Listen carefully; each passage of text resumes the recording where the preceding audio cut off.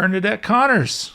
Welcome to Going Again podcast. Oh, thanks for having me. I love that you're here. Thanks for having me. Oh, man. Yeah, he's been waiting for this for a long time. He has. Yeah, Well, we talked about it like a year ago, I think. Was it that long ago? Yeah. Everything Maybe these more days is a year ago. Oh, my God. Yeah, so you played at Cambridge Foundry Tavern. And being from Cambridge, it's very rare that you hear some vocals like yours in these woods, you know. Even those who are local and are more famously or more famous for what they do here locally, they just to me, why are they here? No, but we were me and my sisters and our other halves were all sitting in the restaurant side of that bar, and we're all overhearing that this unreal voice down the hall just wailing, and we're going, why aren't we over there? What the hell are we doing? So anyway, I became an immediate fan, and of course me and Mandy came back and watched you again, and I won a hat. Yeah, you did. Which I wish I was wearing right now. Whoops. What's the hat for? The toque. Bernadette Connors. I think you toque. played maybe one wow. chord, and I had the answer. Yeah, I said name this song, try to guess the name of this song, and I played the first chord, and you. It was Stairway. Yeah. No. Or you went dun dun dun dun or whatever. Yeah. Anyway, thank you so much for coming. Oh, and being my here. pleasure. My pleasure. Yeah. So where do you live? Where are you from? I'm living in Waterdown, originally from Keswick, Ontario. Okay. Yeah. Moved to downtown Hamilton in November 2021. Okay. And Do you want to give your address away? Or yeah, $2.99. No, but yeah, it was the move was because of my career. I said, I live in a small town of Keswick, and everyone there knows who I am. My dad opened the music store there in 1978. Oh wow. Oh, sweet. So me and my 3 older brothers and my mom, and just a family-run business, and I said in 2021 I have an album that I need to get out to the world, and that means playing my ass off in bars like the Foundry Tavern. And what is the album called? It's called Monarch. And where can anybody get this? You can find it on any streaming platform, Beautiful. YouTube, Spotify, Apple Music, iTunes, Amazon Music, Deezer, Tidal, any platform you listen to. Holy music on. mackerel. Yeah. Ask a girl a question. Yeah. Bernadette Connors. And the album is called? Yeah, Monarch. Monarch, like the butterfly. Yes. Wicked. Yeah. Now you have one coming as well. I'm writing it. I'm currently writing it. Okay. I had a writing session yesterday, and so I have this next project that I'm envisioning. As we all know, it costs money to create art, and so the next phase is really starting that crowdfunding to pull the next project out. Okay. Incredible. Now, are you willing to say the name of the next album right now? Yes, yeah. And it is? It's White Magnolia. White Magnolia. So you're writing this, and you already have an album name. Well, okay, so yeah, I guess I'm writing all the time. I'm experiencing life all the time, and as an artist, it just comes out in song ideas. And I actually wrote White Magnolia with John Angus MacDonald from the Trews last spring. So we got together and wrote it, and it was kind of at this time where, and I feel like I'm still in this place of, you can always visualize your dreams, your future, what you aspire to have in your life, and for me that's full-time artistry, and I still feel like I'm on that bridge, if you will, towards that vision. And so I describe that vision as a field of white magnolia trees. And so that's kind of the analogy. So I was realizing that Monarch was really a story of transformation, a series of songs of self-actualization, but White Magnolia is a little more existential, and it's an album of resilience and that experience of leaving my family business, uprooting my life with my partner. Let's move to a new city with 2 businesses, and no clients, and let's see what happens. And in 2024, we're still here, and we have food on the table, so I'm grateful. Incredible. Wow. Yeah. That's it. That's beautiful. Yeah. Podcast over. No, that's really nice. So, hey, why don't we just dive right in? Okay. Well, Bernadette. You brought your guitar? I did bring my guitar. Yeah. What do you play? It's got your name on it. What is this? It's a Garrison. It's originally made in Newfoundland. The brand. Really? Yeah. And interesting. So it was founded by Chris Griffiths, and he developed this bracing system, a fiberglass bracing system, and that was kind of very innovative for its time. Yeah. And then the series of guitars came out, and my family loved them. We all bought Garrisons, and then Gibson bought the company. Oh my God! And, really? Yeah, it was sold to Gibson, and now they don't make them anymore. Oh, okay. Yeah. That's how Gibson takes things off the market. Yeah, I was going to say this is fascinating. Yeah. Gibson said, "Look at those guitars. Let's just get them out of here." Okay, well that's cool. So you kind of just have an original. Yeah. This one was made in China. It was like one of the entry levels, and I owned two. I owned one that was fully made in Canada, and then I owned this one, and I just love this one so much. I bought it at 18 when I finished high school and said I'm going to be a musician the rest of my life. So. I love how you're holding your mug up for the camera. Don't you love my mug, guys? Cool. Okay. Well, let's start out. Let's start out with a song. You're gonna play. Okay. So for anyone listening, Bernadette's here to play some music. Yeah. Okay. So I'm gonna sing a song off the record, and this one asks the question, why should I be sorry? For anyone who's apologized for something they didn't do. Oh, fucking A. Yeah. All right.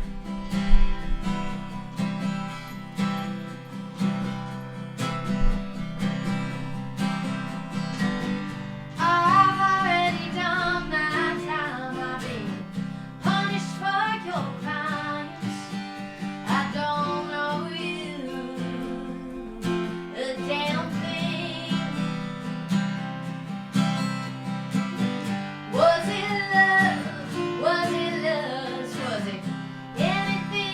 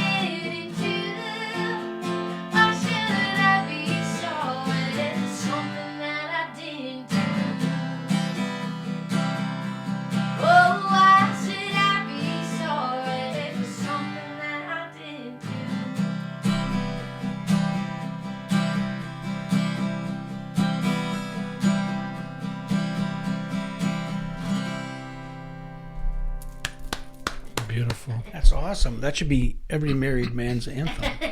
Yeah. I do have a story about that, which was kind of funny. I was playing in Newmarket. I had my full 6-piece band with me. It was a summer TD music series. And there was like 3,000 people out in this crowd, which I thrive on. Like, put me in a crowd, let me crowd surf. So you know what good. I mean? Yeah. And so before I played that song, I said, has anyone ever apologized for something they didn't do? And if I ask this question in bars and clubs, you get a little rumble in the room, right? You're like, yeah, or I get like eye contact from someone. In this crowd of 3,000 people, one guy yells, "Every day!" And I was just like, that's awkward. That's awkward. I don't know if I should ask this What's question. your wife's name? Yeah. That's hilarious. Here's what I'm wondering. What are you doing every day? True I enough. suppose that's true. That's hilarious. So your folks' store is still running? in Yes, Keswick? yeah. Okay. And it's a full-fledged music store? Like you can buy instruments, you can take music lessons. My 3 older brothers are there, my dad, as well as a whole slew of musicians who teach. And you said earlier that he opened the music store. Yeah. So that's it. Is that the only one in Keswick? That is the only one in Keswick. And what's it called? Connors Music. Whoa. Yeah. No They shit. stretch there. That's great. Yeah. So yeah, it's been. I learned a lot while living. Before the store was where it is now, we actually lived above it, and then in the downstairs of the house was the music store in one half, and the local newspaper rented the other half. And through the day, my dad would work in advertising for the newspaper, and at night he would teach music lessons and run the music store. Oh, wow. Yeah. Wow. So I got a lot of good work ethic and creative business sense from being in that environment. Yeah, no, that's fabulous. So does everyone in your family play something?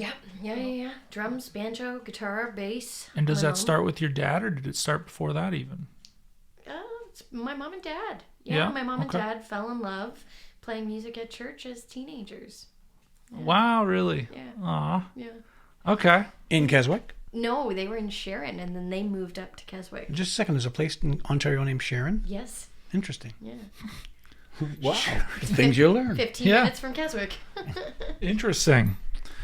All right, Bernadette. Well, do you want to play another one? Yeah. Let's keep going. Why don't we play the song Georgina that I have on my record? Oh, it's a beautiful song. Thank you. This song actually was played on the CBC, right, in this area before I played the Foundry. And it was that show that I actually had someone show up to the show because they heard my song on CBC. Oh, and sweet. I thought that's the biggest compliment ever. Yeah, that's wonderful. Yeah, so Keswick is in Georgina, and the community of Georgina helped crowdfund so that I could afford to record my album in 2020 with John Angus from The Trues producing in Hamilton. And it was a 2-week artistic experience I will never forget. And so this song plays kind of homage and appreciation for that community. Perfect. So Beautiful. here's Georgina.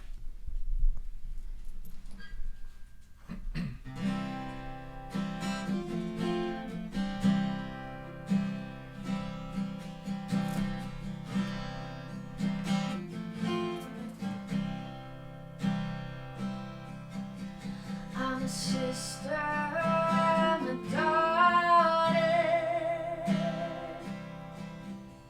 I'm a lady of the lake. I learned to drive on a dirt road, and I got all it takes. I see myself in the water, and my footprints in the sand. The moon can push and pull the tide, but this is where I stand, Georgina. I can never really leave you. I've been all around the world and still you bring me back again, Georgina.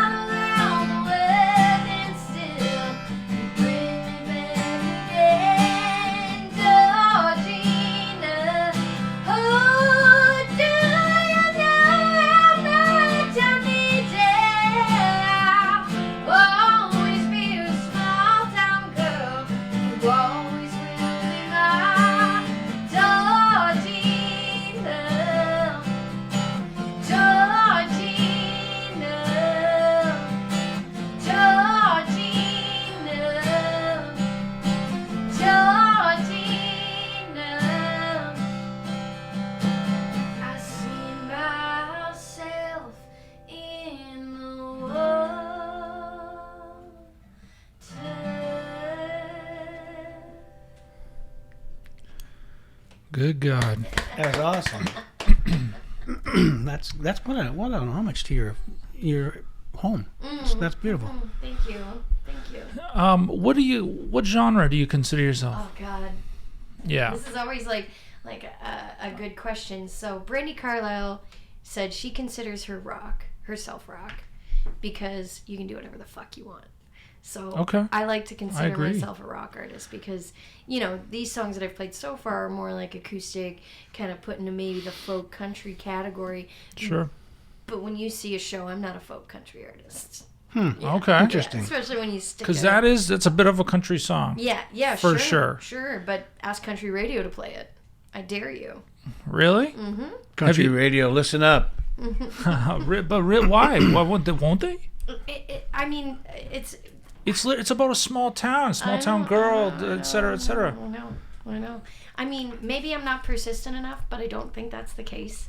The feedback I get is essentially, it doesn't fit their radio format, and I mean.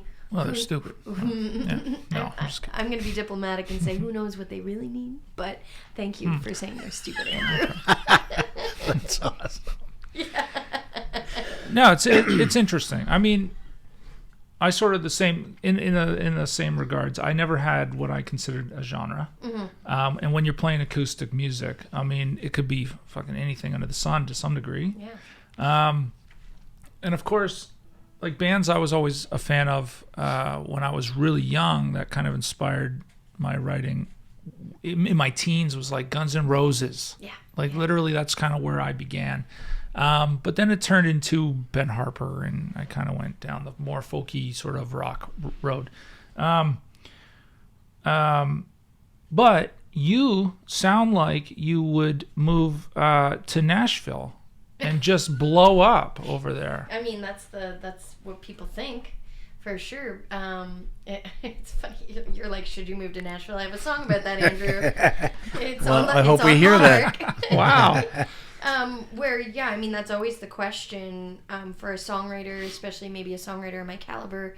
I really like, I'll say this because the question is always, Bernadette, should you move to Nashville, right? And I'll say this, like, moving to Hamilton and leaving everything I knew in Georgina was hard enough.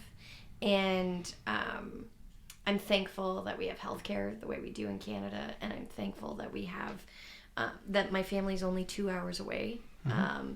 But also, like, there's this amazing scene in Hamilton that is kind of this, like, hidden gem of a scene. Sure. And in that scene are bands like the Trews and Arkells and artists like Tara Lightfoot. And so, if you believe in work ethic and you believe in, that blue collar mentality, if you're a blue collar artist who's going to grind it out, I think moving to Nashville can be great for some people, but for my story, moving to Hamilton has been very gratifying. And also, my ship would have sank if I went to Nashville. I know that. Why? Because life happens, right? So life happens, and you can't anticipate the curveballs. So when I moved to Hamilton, like, this is it, okay? Okay. I moved to Hamilton November 2021, and the pandemic taught us a lot, but mostly that there's a lot that's not in our control. So, yeah, by December 2021, I couldn't play shows, right? So that's the work that I consider to be the blue collar work of, like, get out there and grind in a bar scene, right? Play the Foundry Tavern. And so I didn't play my first show in Hamilton until March 2022. Now, I understand that Nashville didn't necessarily have the same experience, but I know that their economy was affected and their tourism is affected, right? And when you play in Nashville on Broadway and you're playing covers, you have a tip bucket. Yep. And you're making $150 American a show, and that's a 4-hour shift on Broadway. So, like, and maybe you can make more in Canada. Yeah, someone like you might make more than that. Well, in Canada, I've put out a tip bucket. This was for a charity event, mind you, and with a friend's band I was playing with, but we were able to get $450 for charity in a tip bucket, which is that's amazing. $150 American.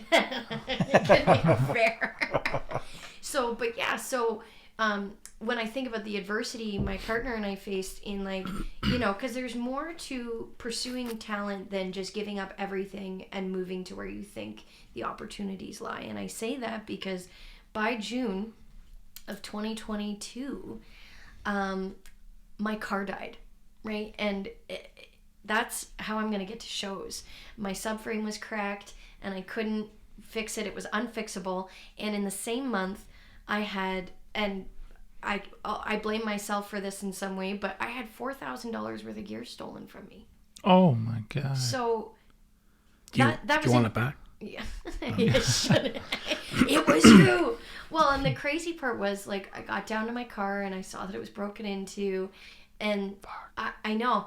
And Keswick was, you know, we had our family music store broken into twice, and both times we knew who did it, right? Wow. Like, both occasions, one time we were able to, like, totally rectify the situation, and the other time it was like, oh, I went to school with that kid, of course he was the one who broke into the, I've known that kid since kindergarten, of course he broke in, right? Like, so, but that was it, when it came to that, when you feel violated, right?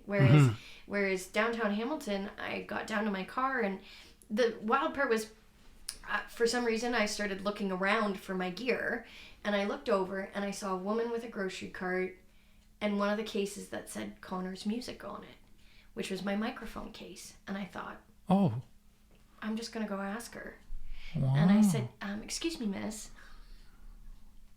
do you mind if I look in that case? Because that's actually my name, and I have a wireless microphone that belonged in that case. And she said, oh, there's nothing in here, but sure. And I opened it, and of course, there was just garbage, you know, in there were belongings of hers that looked like garbage to me. And, you know, at the end of it, it was like, okay. So I called my brother, and he got me all the serial numbers for my equipment, and I went to the police, and I went to pawn shops. Like, this is not a short story, right? And, you know, I taped up the window and did what I did, and then the car died anyway that month. Yeah, after I paid for the window repair that insurance didn't cover, right? Like, so what my point is to my story is, like, you don't want to take a huge leap to Nashville and not be able to have a support system in some way. That's all I'm saying. If you're going to take a leap there, you have to also be able to take a hit. That's what I would say. Mm-hmm. If you're going to take a leap, be prepared to take a hit. I always thought just going to Hamilton was a violation. Yeah. Actually, I really do enjoy hanging out in Hamilton. There's some great shit. There's some great We were shit. just in Hamilton. Yeah, we were just in Hamilton. We went to see Anthony Jeselnik, comedian. Okay. He's fantastic. Great show. Where did you go? What part? The concert hall. The concert hall used to be Hamilton Place. Yeah. Yeah. I don't know if you're a comedy fan, but Anthony Jeselnik's pretty huge.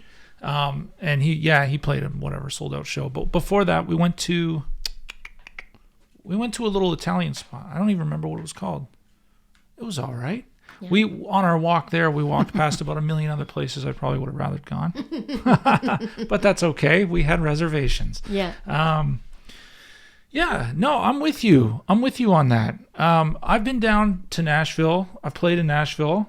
The talent there is absolutely fucking insane. Mm-hmm. But at the same time, less talented people like Taylor Swift managed to, blow there's a statement. Blow up. No. I do have a great story about Taylor Swift. Okay.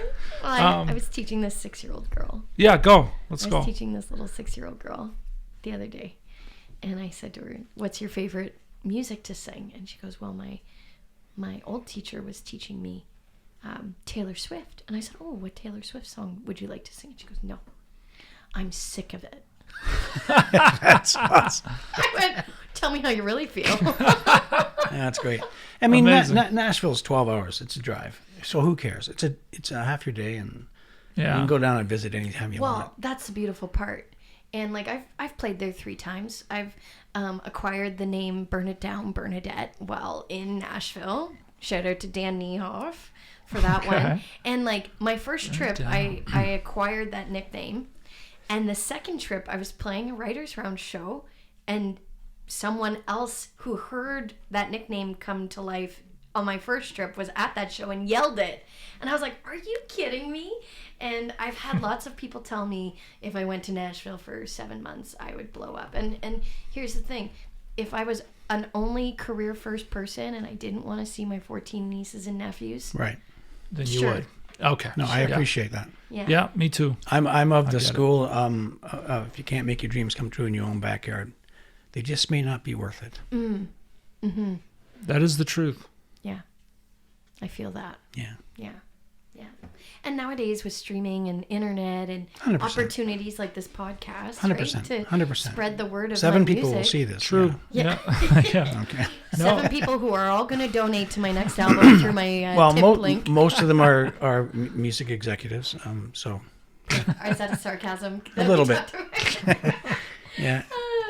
Most of the 7. Most of them. So I'm excited to hear another song. Yeah. Okay. Do you want to hear All the Way to Nashville since we're on the Yes, I happen to know the title of Bernadette's 3rd album. Oh, what is it? Burn It Down, Bernadette. Stop it. It is. It's great. Do you think it that's is the actually title of the really. next And I'll album? light you on fire. We'd make a great cover photo. Well, we could probably get some stunts going. Yeah, man, let's do it up. Yeah. Okay, so I do have like songs ready for that album already, but I have to get over the Resilience album before I do the like burning it down. 100%. Album. Yeah. Yeah. I love that. So yes, this song really does speak to a time when I was trying to make that decision. I was living in Georgina, trying to decide what's the next move. Where do I grow? Because I could see that. Not that I had outgrown my community of Georgina, but if only 1% of the population is going to like what you do authentically as an artist, and I go off of that, Hamilton is 10 times the size of Georgina. So I think everyone who could love my music did and does. And so it was time to show a new demographic. I'm just going to move this away a little bit. Sweet. I said I don't feel like myself. You said, yeah, I can tell. I thought Music City was calling me. Maybe it was just the Tennessee whiskey. Keep getting high, I keep falling down. Now it seems the news is getting around all the way to Nashville. I'm a mess and you can tell. Maybe you don't need to know. Maybe I don't wanna go all the way to Nashville. Yeah.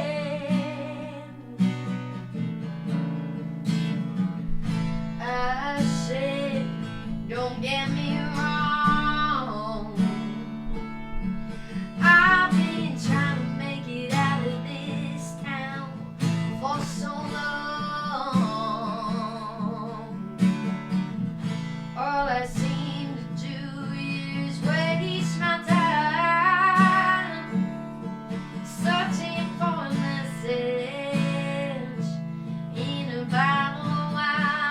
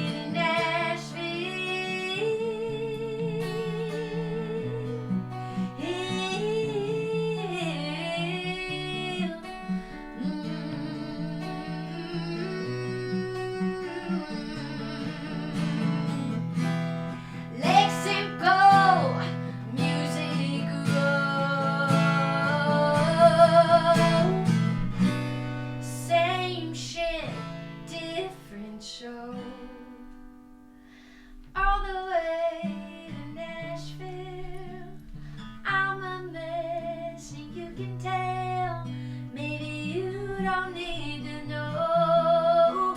Maybe I don't want to go all the way to Nashville. I'm moving on, I wish you well. You don't need to know why I don't want to go all the way to Nashville.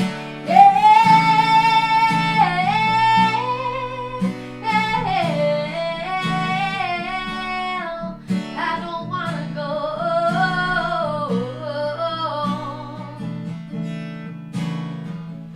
I said I don't feel like myself.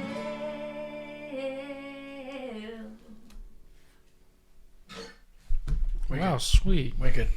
Thank you. That's a nice song. That song should be in Nashville. Yeah, I like that song. That one has had one spin on country radio. Yeah? One time. It needs more. What the hell's going on? And the title of that song is? All the way to Nashville. Yeah, I wrote that. Now, I don't know about you, but I mean, when I listen to the radio, all I sit here thinking is, man, who's got all this bad taste? What the hell? Oh, big time. And my favorite line is the Tennessee whiskey spot. Yeah, that was a nice moment. Rhonda and I, we spend a lot of time in Tennessee. Oh, there we go. Yeah. Beautiful. Yeah, they go down once or twice a year, every year. Yeah, that can be it's been since I alluring. was It can be young. alluring to go enjoy the Tennessee whiskey. Yeah. Yeah, Well, especially when It's you also get good like, in Ontario. it's good in Ontario, but down in Nashville you can get like 260s for $30, so Yeah. it's extra good. Yeah. We spend a lot of time in the Smoky Mountains region, and we have our favorite little whiskey bar down there. Nice. Go and meet people, have fun. Yeah. But we've been to Nashville quite a bit. Yeah. My friend Dan Niehoff puts it perfectly. He lives down there and was there. Like, I met him while I was there, kind of thing. And he said, you know, the feeling, the belief in music and the power of music is in the pavement. It's an interesting line. Yeah. And I thought it is in the pavement. Should be in a song, that line. He may have already put it in a song. Oh, it's beautiful. Stream Dan It's a great Niehoff. line. Yeah. Wow. Yeah, because it's a beautiful sentiment, but it also perfectly paints that feeling you get about music in Nashville. Yeah. Yeah. Have you ever been to Austin? No. No, you should go there. That's a live music capital of the United States. It's incredible. It's on the list. Yeah, it's beautiful. I went down to New Orleans to listen to the music there too. Yeah, and how was it? Oh man, yeah, it's like it's kind of like going to Nashville. The talent is like freak, and it's just slightly tweaked. It's a little bit different. Yeah. They both And the have food a is bit of great. Food, yeah. I mean, the further you get south, the food just gets better and better and better, greasier and greasier and greasier. Yeah, That's cool. okay. So when do you play the Foundry again? Friday. Oh, wow. Yeah. That's 2 days from now. Yeah. So you will have played it by the time this comes out. Yeah. Do you have a future date planned at all? Or Not in town, no. I do have a project I'm working on, so a notable date if anyone wants to come down to Hamilton or up or whatever. and be violated. Yeah, and be violated, but that's okay. We got a couple Hamilton listeners. I've got a free hug waiting for you after you've been violated, so it's fine. I'm doing a show at Stonewall's April 11th, and it is rooted in a tribute concept I came up with called From Janice to Alanis. So earlier when you say, what's my genre, I would say inspired by iconic female artists.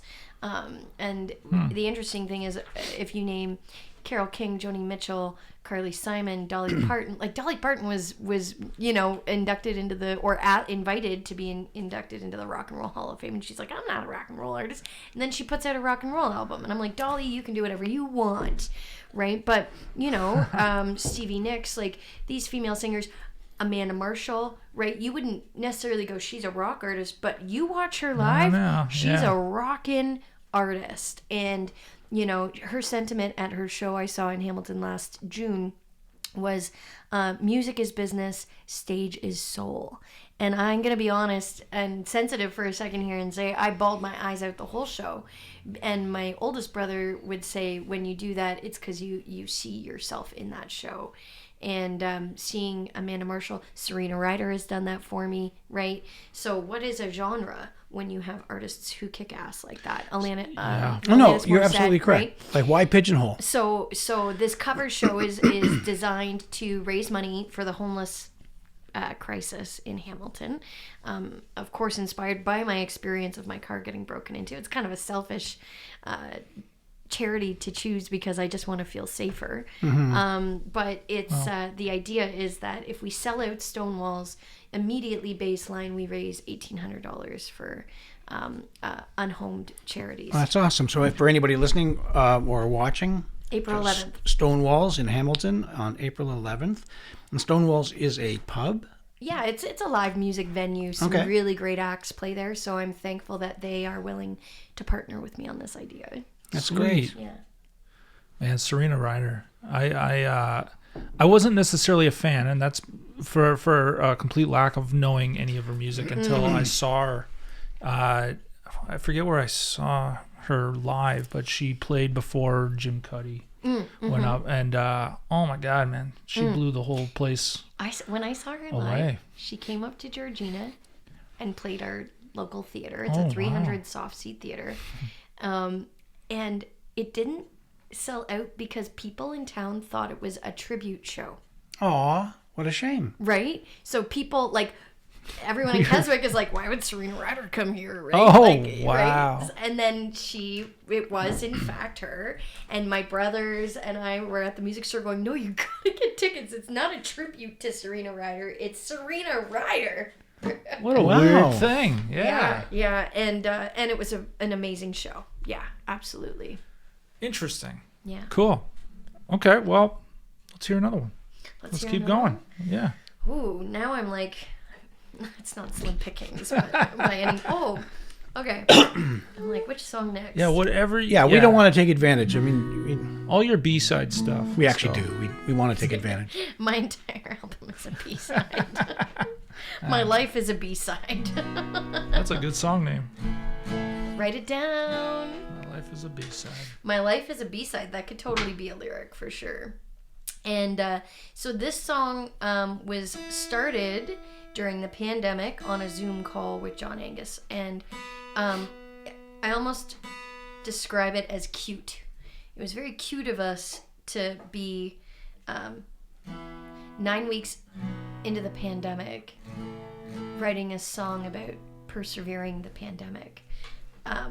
And getting out of your own way through this experience 9 weeks into what was like 3 years, right? Yeah. So it was, I say it's cute because we hopped on and, you know, like I described the pandemic kind of like, you know, when you have like a thunderstorm and the power goes out and there's this genuine, like, sure, there's a little bit of fear, confusion, whatever, like, when is it going to come back on, anticipation, but you run around, you find the candles, you know, maybe a couple hours in, you're like, we got to eat the ice cream out of the freezer, you know, like, it's okay, you know, you just got to kind of be resourceful.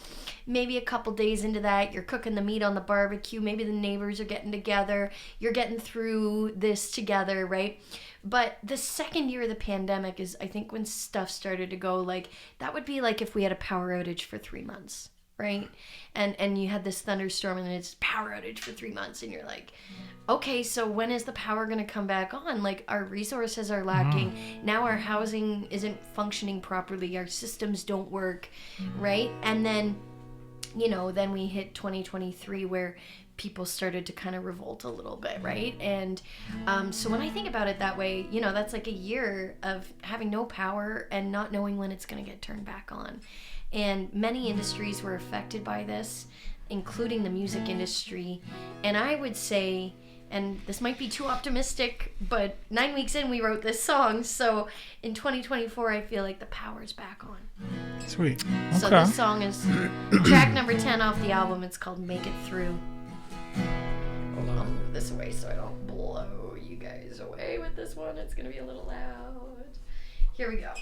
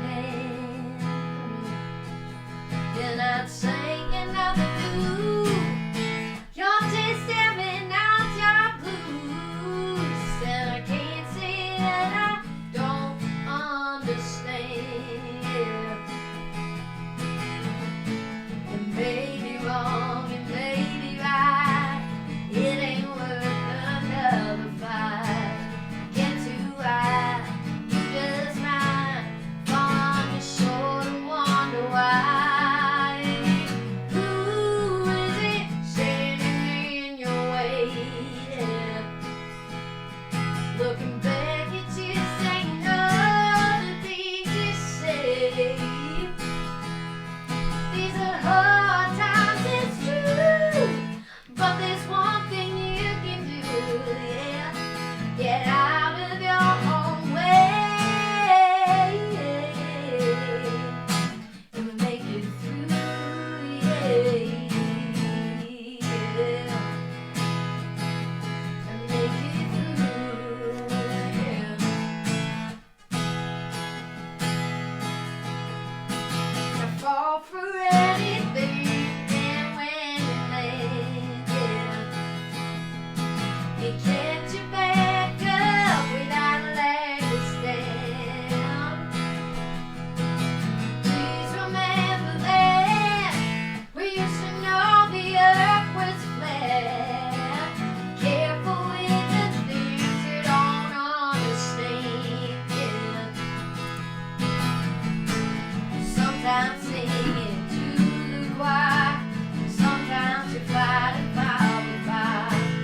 Tightrope walking on the live wire, it's getting cold, you're getting tired. Ooh, is it standing in your way? Looking back at you, saying all the things you say. These are hard times, it's true, but there's one thing you can do, yeah. Get out of your own way and make it through. You're gonna have to wonder why you're crying, feeling blue. You're gonna have to look inside yourself and know the truth.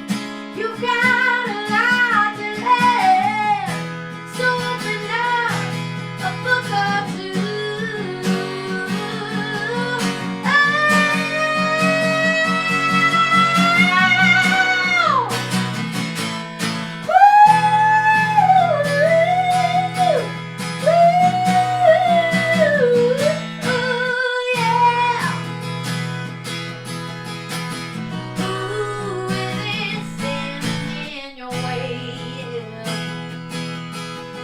Looking back at you, saying all the things you say. These are hard times, it's true, but there's one thing you can do, yeah. Get out of your own way and make it through, yeah. And make it through, ooh, yeah. And make it through, yeah, yeah, yeah, no. And make it through, yeah, yeah.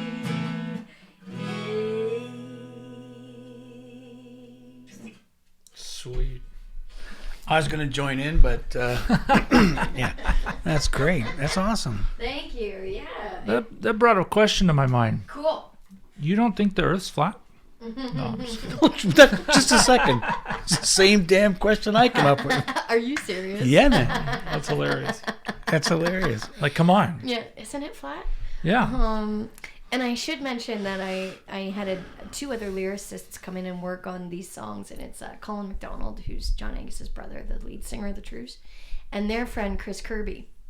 And it was such a privilege to work with these guys, and we wouldn't have been able to work the way we did on the album. Like, I call it my pandemic miracle, and I didn't realize, right, we were still being creative in June 2020. We were still in that phase of the pandemic where it was like we're eating the ice cream, right? So this album was like eating the ice cream, and I had the opportunity to work with so much talent because nobody was touring. People were supposed to be touring. So I had Dave McMillan from Big Wreck play bass on the record. I had Cassius Pereira, who tours with Sash Jordan, play on the record.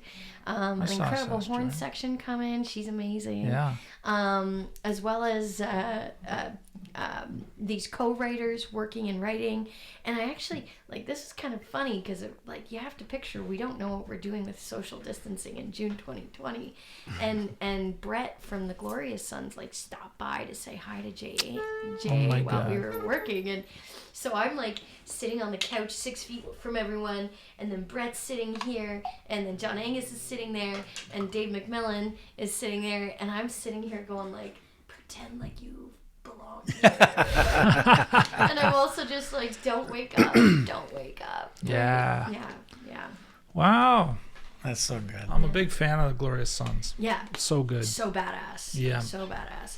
Well, and the funny thing about this song in particular, after it being written, is like I can think of multiple times during the pandemic where my mental health slipped and my mindset got a little fucked, and it's like how do you get out of it? I remember playing this song at one point thinking, were the guys secretly telling me right, like in the writing session, like were these lyrics really meant for me, and did we end up writing this song where it was like, Bernadette, you just got to get out of your own way? Like I actually felt like the song was meant for me to hear. Well, that's interesting. Okay. Yeah, oh, that's cool. How often do we get entitled or proud of an idea? Or for me, I would say I've been extremely humbled by the pandemic showing me that like things really don't always work out the way you envision.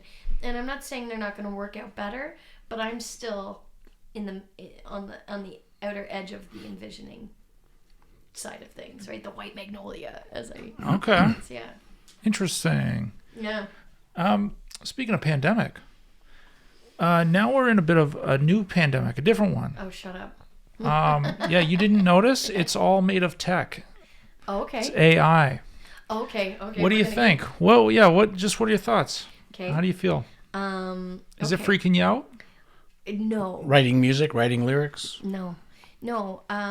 Interesting. So for me, I had this conversation with my oldest brother the other day where AI doesn't freak me out because and this is a belief I have, people are going to show up to a fucking show and hear an artist and ask questions.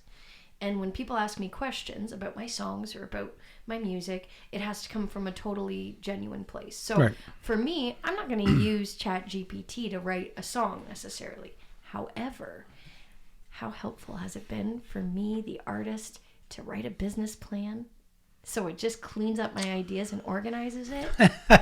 I don't mind that. Yeah. I don't mind that. I put all my ideas in for my business plan and I say, what are my goals and da-da-da. Or the other day I was making an application, I kid you not, to Mariposa Folk Festival, and I put my answer in and said, I'm applying to Mariposa. Like I explained to ChatGPT in the text, like this is what I'm doing, this is what I wrote. Is it effective?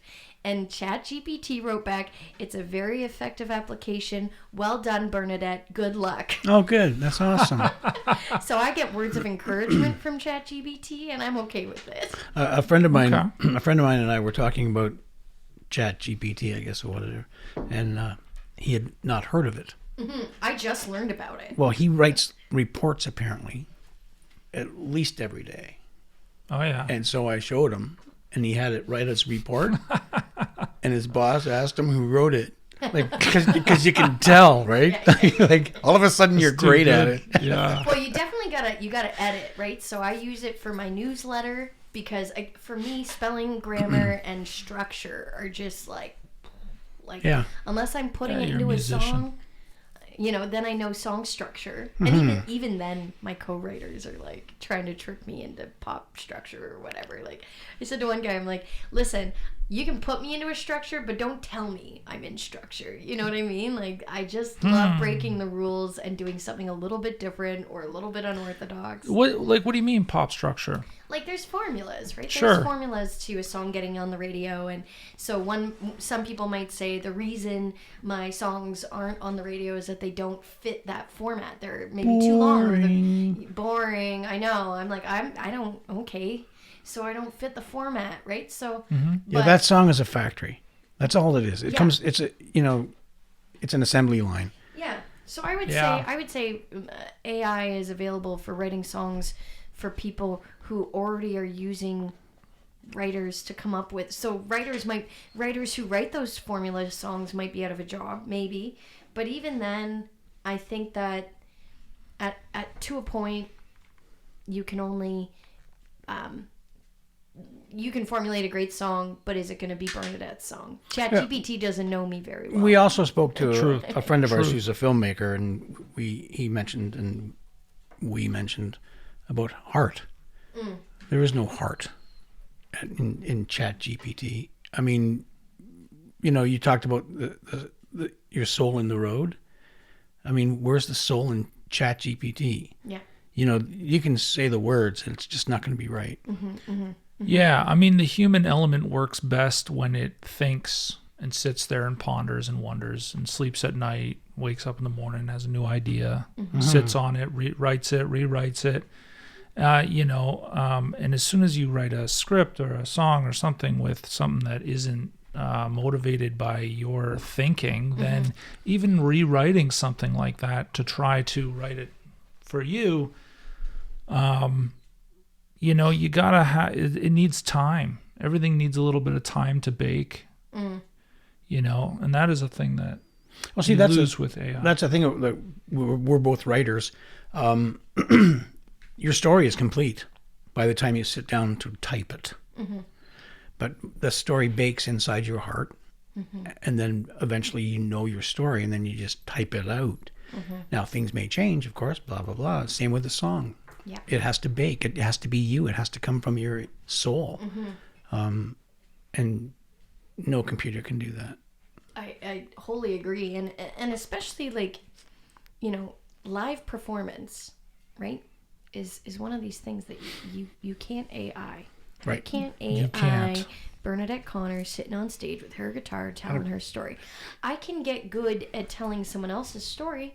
However, people come to my shows and they hear me play a mix of covers and originals, right? And they go, I hear your heart when you sing your songs. Absolutely. And I go, you can hear that. And it's not one person. These are multiple people hearing it. That means there's a demographic that wants to hear my heart in my songs. You can't fake that shit. Yeah, a live performance in general, even I think of I'm enjoying this conversation because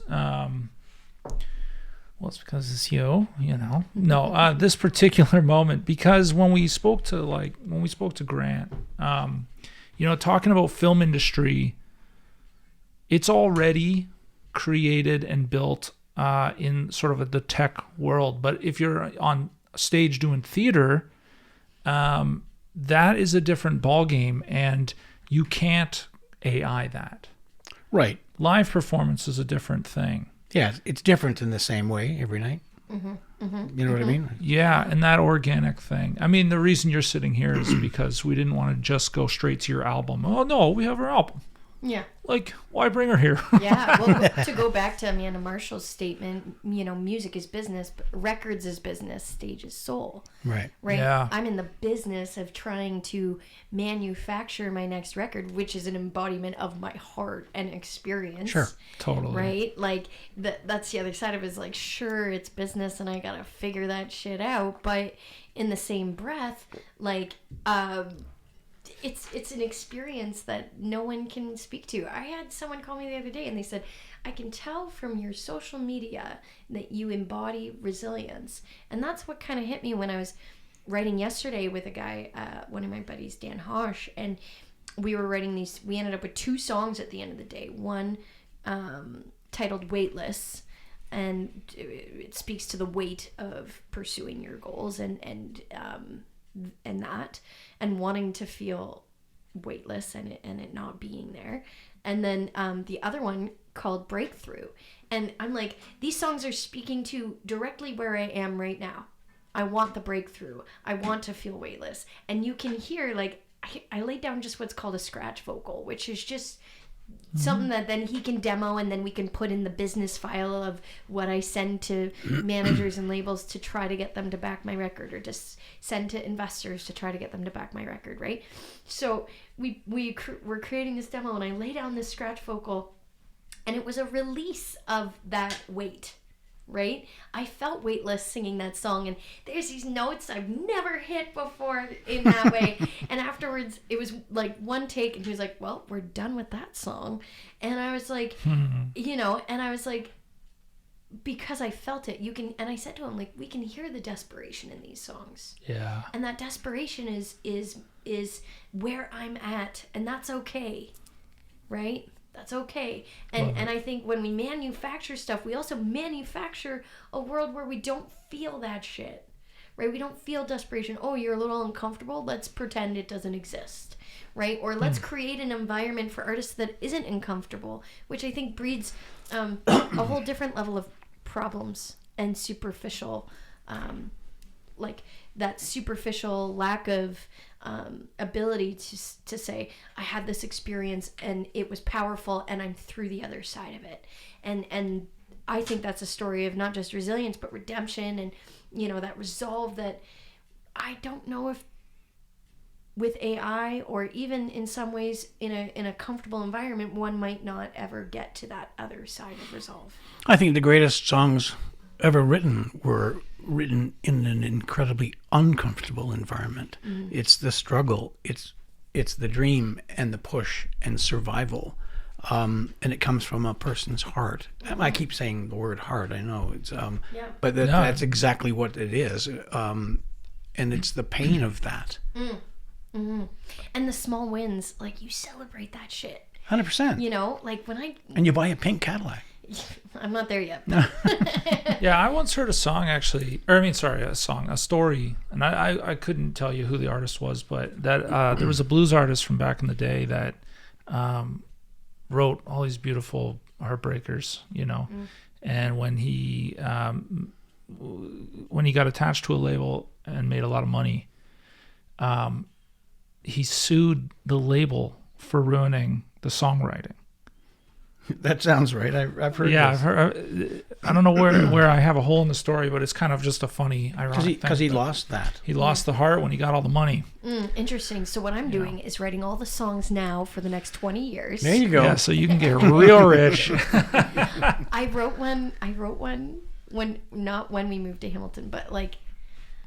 So Dan and I, we were living in this apartment building, and we didn't know that there was an infestation of bed bugs and cockroaches in this building when we moved in. And yum. I know. And it was a 1.5 year ordeal of constantly prepping your apartment for treatments and constantly being on the lookout. It's really uncomfortable to live in those circumstances. And afterwards we moved out and we got this new place that we're in, and we love it and it's comfortable. And, we're not walking past encampments. We're not dealing with the homelessness crisis directly. We're not dealing with bed bugs and cockroaches and addicts living in the building, right? Like that level of trust that I just didn't know would go out the window for me. But anyway, we're living in Waterdown, and when I was sitting in Waterdown reflecting on the experience of living in that building, my first reaction to seeing a cockroach was not fear or disgust or anything like that. It was curiosity. I have a song. No. But I looked at this bug and I thought, I have no idea what it was. I didn't know what a cockroach looked like, right? And I'm looking at it and I said, it must be some kind of city bug. Ah. So literally that was city bug. Yeah, it was a city bug.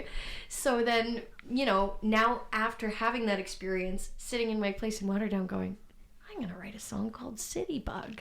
Okay. Right? So I have this little note and it's called City Bug. Can we hear this? Is this the thing they added? Yeah, okay. I'm going to be honest. I have no idea what this sounds like. So here we go. It could be awful. I do this thing where I write the idea and then I label it and I leave it. So this was written January 7th of this year.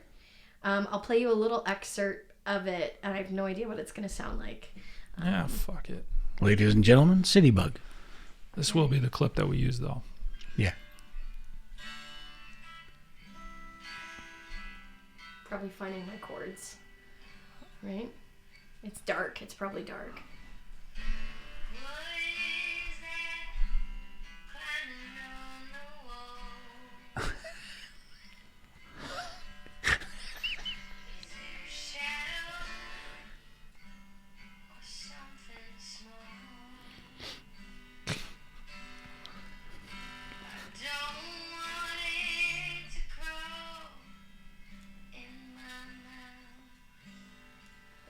crawl in my mouth. No, that'd be horrible. Please kill it. That's brilliant. That's the beginning of City Bug. It's dark. It's not a cute song. It is so dark. Yeah. There's a movie in that. That bug's probably in a great mood too. Yeah. Where am I? Yeah. This is beautiful here. Yeah. There's a lady singing about me. Yeah. So when did you start writing? The earliest recollection of writing I have is with my Fisher Price recorder, and I was 2 years old. Oh, damn. Oh, wow. Asking my mom for a cookie. Okay. Yeah. What is that in the jar? Can I eat it? Give it to me, Mom. And my mom was like, no, you can have a banana, right? Okay, so what's the first song? Do you have a song from right back at the beginning that maybe you don't play or that you love to play or miss or? Okay, I have a song. It's on YouTube before we knew how to put stuff on YouTube. Okay. So I was 19, and I had gone to Screamers, like the haunted mazes at the X. Okay. And I was terrified. I don't like scary movies. I don't like that stuff. But all my friends went, and I met a magician named Bernie, and FYI, my friends called me Bernie, so I was like, that's amazing. And while my friends went through the mazes, I hung out with the magician, and he played tricks and kind of entertained me. And then, I was like, all right, thanks. And I bought a little magic kit for my dad, and I said, you guys enjoy the mazes, I'm going to sit outside. And so I wrote this song called Magic Man, and there's a video on YouTube. You have to look up my name spelt wrong, Conners, Magic Man, and I'm 19, sitting behind the music store counter when it was in the downstairs of our house, and my friends, all my 19-year-old friends, were waiting for me to finish and close up the shop so we could go to the bar. And I was always like, do you want to hear my new song, right? So this song is called Magic Man, and if you find it on YouTube, there's a moment where my brother Joe's friend Kirk calls, and it's like, Kirk's on the phone, Joe. But the post I put up on social media about this was recognizing that when I was 19, aspiring to be a songwriter, playing guitar and writing my songs about Magic Man, I didn't have any notion that I would be a content creator. Right? I didn't know that I'd be trying to promote myself on TikTok and Instagram, and that the music industry was going to evaluate my worth based on these numbers and their risk versus reward, right? I didn't know that. I just knew that I loved writing songs and playing music. So this song was my first attempt at going viral. I think it's at 400 views. And my friend Michelle, I don't even know the guy's name whose YouTube channel it's on. My friend Michelle was dating a dude, and that dude put it on YouTube. It could have been you. Who knows? You know what? I think it was. Did you date a Michelle? Yep. Yeah, there we go. So I'll see how much we'll see how much I get through this song, and the riff came first. I was teaching at my family's music store, and had this riff come up. Okay, but here we go. So it was like, went for some fun, we were to cover the land. A piece of me said, I don't think you can.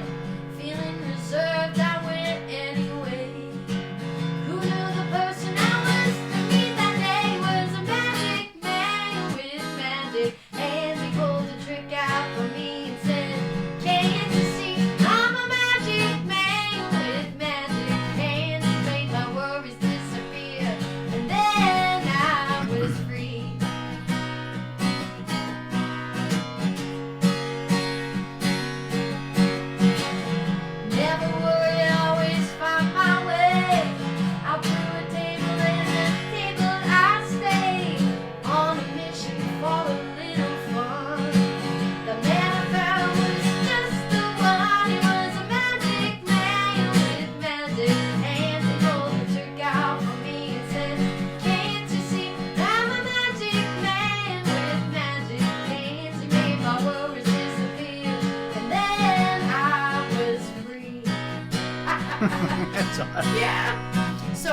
not realize how sexually suggestive these lyrics were at 19. Well, I just wanted to say the same thing about this magic man with magic hands, and he's made my worries disappear. Yeah. I know. It brings all sorts of things. I know. That's hilarious. I wrote a lot That's of songs hilarious. not realizing how suggestive. Like I had a song called "Harder to Satisfy," and it was not about anything sexual. It was the title of my album. There goes all the kids' audience on this one. Yeah, that's okay. True. They don't need. I'm kidding. So was this Magic Man the first song? It wasn't the first, but it was the first on YouTube. I'll say that. Okay. And the first that I guess, put out in the world online. Okay, Ever. I see. Yeah. No, I can't even tell you what in grade 9 when someone hurt my feelings, like I wrote a song, Rocky Road, like there's so many times that I just didn't that I expressed myself through song. And that was kind of the thing is like, if I was really conflicted or emotionally all over the place, my mom would be like, just go write a song. Right? Love it. Yeah. So go to your room and write a song. Do your parents write as well? Yes. Yeah. I mean, my dad, I've experienced the songs he's written. If my mom has written something, I haven't heard it. Okay. I'll say that. But my mom really has the talent of singing harmony beautifully. So growing up, nice. Yeah, I would stand in the church pew and watch her lips and sing lead vocal with the choir while my mom sang harmonies. Yeah. Wow. I know, right? Sweet. That's cool. Before I could read lips. Amazing. Yeah. That's really cool. It's cool that your family's so in tuned. Yes. Yeah. It's been a gift for sure. Do you ever play with them, sing with them? Absolutely. Like most recently, I think was at the family Christmas party. Oh, cool. Right. So it's a. Do you crowd around a piano and do it like the movies? No. It gets a little rogue. It's a party that my dad started with his best friend when I was 1 year old. So I'm 35. That's a long time, long-standing tradition. Okay. And growing up, my mom and my dad and my dad's best friend, who we call Uncle Jeff, right? And my Aunt Kathy, who's my godmother. Again, that was like my parents' bandmates growing up. Wow, right? Whole family. Yeah, and they would come out. So we call them Aunt Kathy and Uncle Jeff, but they're not blood related. Just Yeah. I was named after my dad's best friend. Right, exactly. And I call him Uncle. Yeah, exactly. So my dad and Uncle Jeff would pull out their guitars, and it would start with Christmas music, like Rudolph and whatever. But like growing up, I'm gonna be honest, I thought "The Wait" by the band was a Christmas song. Hilarious. Because that's when I heard it, and so it was more sit around in a circle with the guitars and play. You're like, this is a Christmas song? Yeah. It was more like the this, lyrics are kind of. This isn't a Christmas song. I remember one Christmas, like the "Please Daddy Don't Get Drunk This Christmas." That's a Christmas song. Which one's that? I just remember hearing it, and I remember one of the adults. I don't remember how old I was, but one of the adults thought it would be funny to send my brother Joe and I, who's 3 years older than me, in putting the empties at my dad's feet while he was playing this song. So by the end of the song, he had like all these booze balls. I mean, it's funny. We don't do that now. But yeah, this year the most beautiful moment would have been seeing my youngest, not youngest, but one of my younger nieces sitting with her dad's guitar. I think she's 10 now, and watching everyone's fingers playing along. Oh, she's catching the bug. Yeah. Oh yeah. Yeah. The kids are catching the bug for sure. So that was probably the most beautiful moment. Yeah, this year. So yeah. Sweet. I know. My life is just rainbows and butterflies, guys. Monarchs and white magnolias. Yeah. Okay, so why don't you maybe sing us? I mean, you sing us whatever you want, but maybe something that. Do you have a cover or something that inspired you, or something that kind of built you, made you, helped you? Yeah. This is one of my favorites.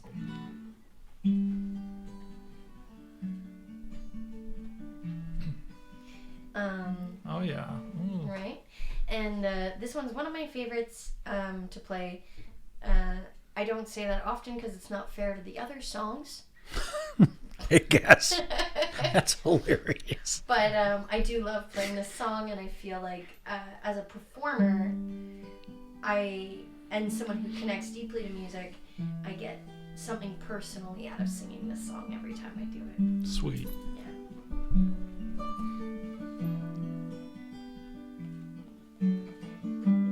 Took my love and I took it down. Climbed a mountain and I turned around. And if you see my reflection in the snow-covered hills, the landslide will break down. Oh, mirror in the sky, what is love? Can the child within my heart rise above? Can I sail through the changing ocean tides? Can I handle the seasons of my life? I don't know.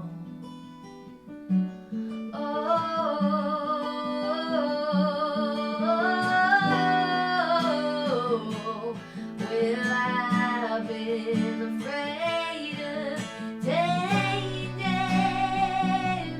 'cause I feel my life around you. But time makes bolder. Children get out there, and I'm getting older too. Oh, I'm getting older too. Well,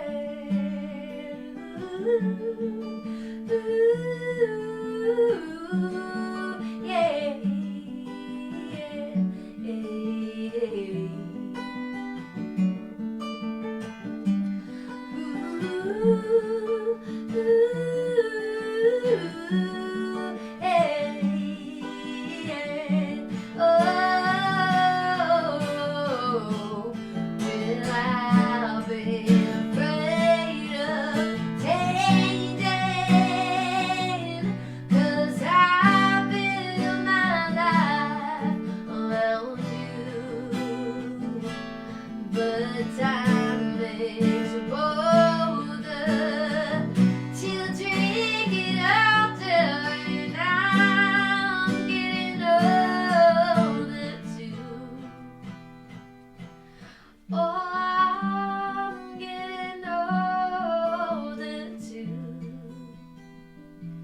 Well, take my love and I take it down. Oh, climb the mountain and I turn around. If you see my reflection in the snow-covered hills, well, maybe.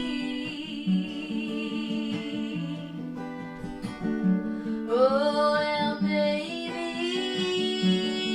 Yeah. Oh, well, maybe.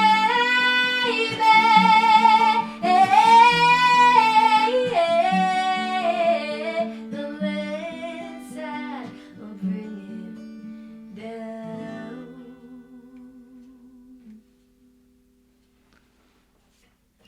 The Mac. Wicked. Beautiful song. Yeah. Sweet. Nicely done. So many great layers to that song. You know, like, can I handle the seasons of my life? I don't know. That line, like, sometimes I've sung that line in a place where I was in a place of despair and doubt, right? And I'd be like, I really don't know. And now I'm like, okay, I think I know. I think I do know. I think you can handle the seasons of your life. But to describe a period of time in your life as a season, and that the season can end, and you know that, it can be a little bit of a light at the end of the tunnel, but also a reminder to save the good seasons. Savor them. Yeah. Don't cry, guys. Holy mackerel. There's no crying on a podcast. No, Blair's lucky he gets to cry. Yeah, he's probably in there crying. Yeah. There's no crying in music, guys. But that really is, that's a beautiful song. And when you look at the band and what they went through, I mean, you can sort of feel that. Yeah. Yeah, and the Chicks do a great cover of it too, right? So I kind of melded the two versions together to make my own version. Oh. Yeah. Do they? Yeah? Yeah, they do. Okay. Yeah. What's your favorite band? Like, I know. Yeah. What genre are you? What's your favorite band? Yeah. Well, I will say yesterday when I was in the studio and we were talking about influences, Alanis Morissette's a great artist to be influenced by. And I don't want to sound like a brown noser, but like I've been a fan of The True since 2009. You know, and we're not going to tease you. So, you know, I'm a bit of a kiss ass about that. You're kissing Canadian ass is what you're doing. Yeah. I do like them. Yeah. So. Yeah, the Trues are awesome. Yeah. We actually just went and saw them recently as well. Where? Which show? We went to... Don't say the Danforth Music Hall in No. December, because I was singing with them there. Oh, God. Yeah, you were there. No, Yeah. No, we went and story saw about them in that Brantford, actually. They played at like a little market. It was like they had the vendors with beers and whiskeys and different things, Cool. local whatever. But we went to see the Trues. I didn't even know it was a beer market thing going on. We entered and they gave us a glass and a bunch of chips for whiskey and stuff, and we went, oh, Winning. okay, this is great. Yeah. I've seen the Trues. How many times? I don't know how many times. Maybe 3 times or something. I've seen them more. I bet you. Okay, Bernadette wins. I'm just But yeah, truly great. They really are they're so good. Yeah, and like when you talk about like not being able to artificially intelligently manufacture a show, it's raw energy, I believe, right? And you know, every time I see them I get this like excitement of like, fuck yeah, like this is so badass, I love it. Yeah, and like so it's definitely that and to see the work ethic behind the band is really cool, right? That's Okay, only a little glimpse I've had the privilege of seeing, but you know, seeing these guys, if you were to call musicians a blue collar quality, they have that, right?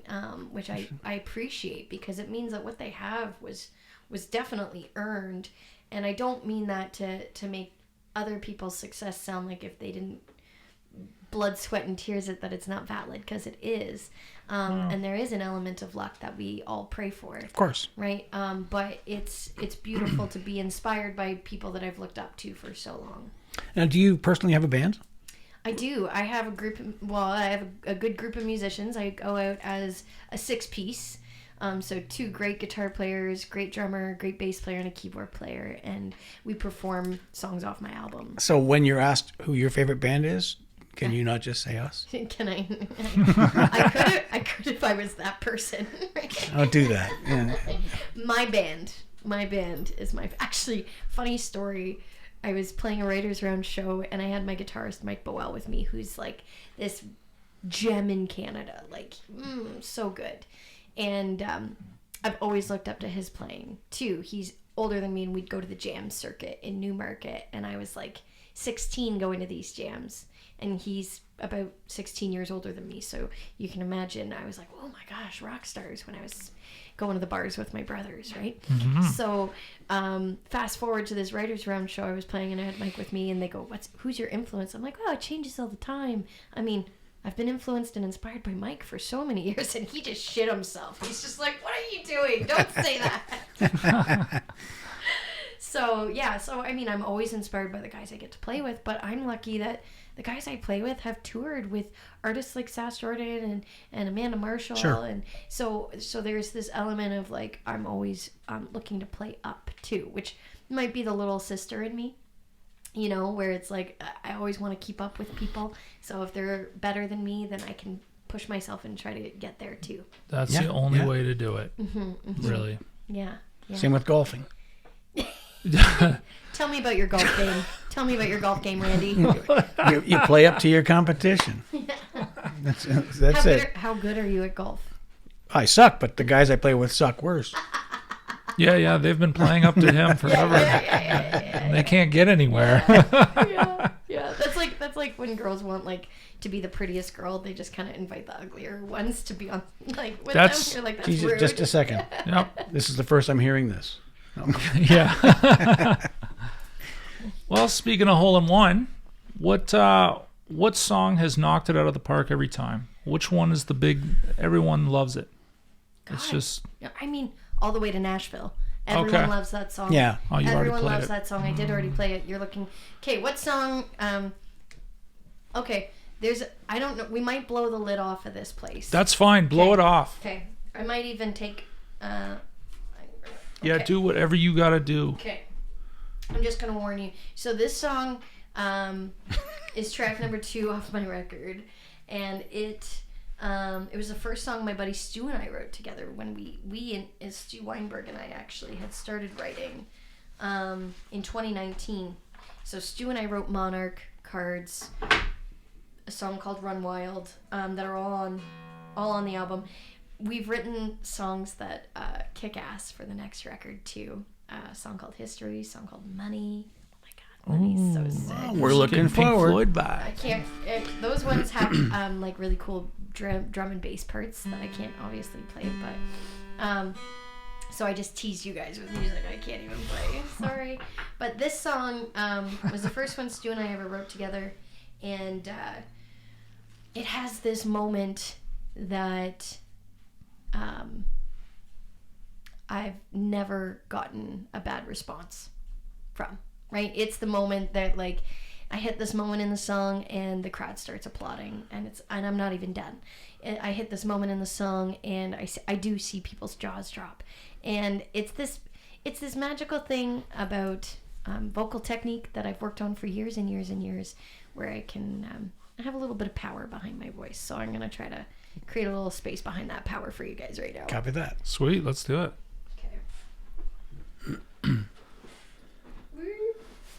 Yeah. Okay, we'll see how this goes. Do you want to stand up? I might. Yeah, here. Here we go. Let me. Are you good? Or can we move that chair out of the way? Here we go. I'm like headphone tangled. Yeah, here. I'm gonna help you for a Look second. at me. I'm a liability here. No, this works. Yeah, but what about your headphone wire? You want it behind you at all? No, this is good. Okay. Here, turn that mic that way, bud. Oh, I think the space will be good. It's gonna be intense. Okay. All right. Okay, we're just gonna switch it. 1 second A here. little angle on the camera. Okay, here we go. This song is called Blame Me.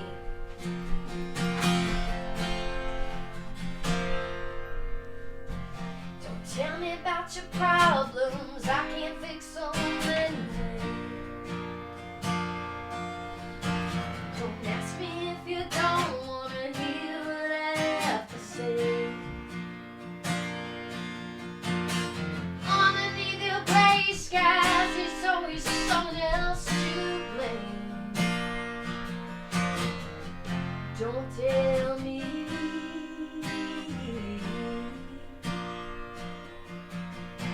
Don't tell me about your haunted dark ghosts of lovers past. You're the first to point the finger and you wonder why it doesn't last. What's your motivation? Come not a broken glass. Don't tell me. If you're gonna blame me for bringing you down, if you're gonna blame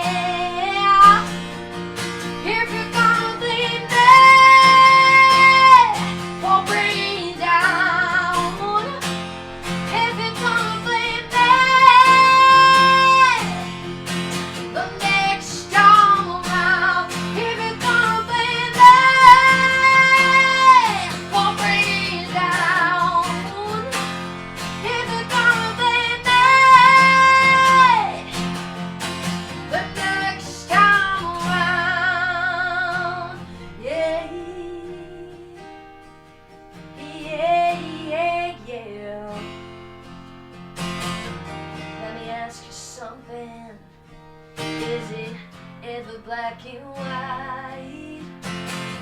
Is everybody crazy? Will you always right? Can you see shadow as you do the dance? I can't get behind you, 'cause I'm pretty sure you're my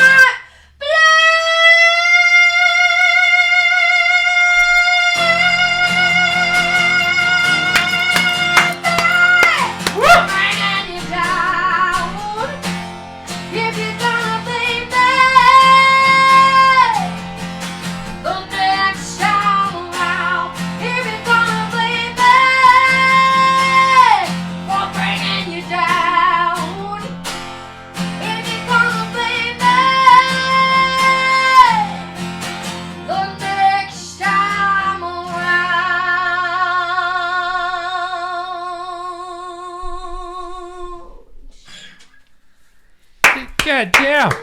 Wow. What the hell? Thank you. Wow. Here we go. You might want to There we go. help Bernie here. I'm here for it. Did you just call me Bernie, Randy? I did. Level up our friendship. I did. After that song, I Want to Be. But and that one, like, so that's why when you're like, what genre are you? You put a band behind me with that song. I'm not a country artist. You know? Yeah. Right? Yeah. Yeah, I agree with that.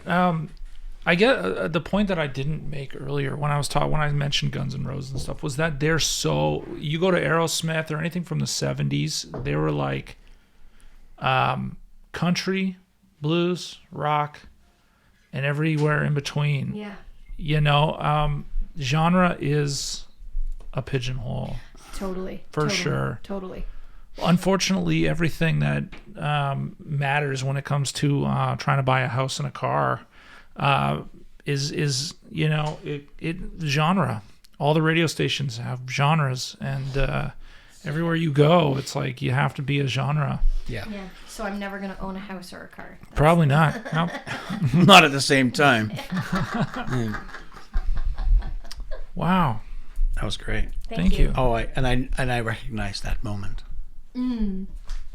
Yeah. Wow. You were like, I didn't have to tell you what it was. No, I was looking for it, and then Yeah. all of a sudden, It's a riot. there it is. One of the thrills of a live show is seeing people's reaction to a moment, whatever it is, and it can be really playful. You know, in that song, it's really intense, and I love that moment. And so I try to put, I call them show moments into my original show with the band, and we do have a few of those. It's a riot. That's great. Sweet. Right? Yeah. Now, have you ever fucked one of those moments up? I haven't. Okay. I don't hire the person who fucked up anymore. I'm just kidding. That's funny. I'm not that mean. No, I've been at the bar playing and cracked a voice or done something silly. Oh, and, totally. you know. That note, thankfully, I've never not had available to me. But Wicked. I work on that too, right? Of course. Straw phonation for those voice cracks. Have you ever done straw phonation? No. Oh my God. So like you get a straw. Yeah. And you stick it in some water to create resistance, and you puff your cheeks and you sing through the straw, so you don't let any air out. Yeah, so it's like is the effect you get, and Okay. the back pressure of that creates a really safe, low impact environment for your vocal folds to create healthy balance, so that you can grow your range and not have those voice cracks and not sound like a 13-year-old boy. Seriously? Yeah, I was going to tell you that. Yeah. Randy's like, I was going to tell you about straw phonation. This is a crazy technique. It is a great technique. Yeah, it's a great technique. And I've only really had it in my back pocket in the last year and a half. But it's my go-to now for myself and a lot of my voice clients, for sure. Do you do breathing work or anything like that?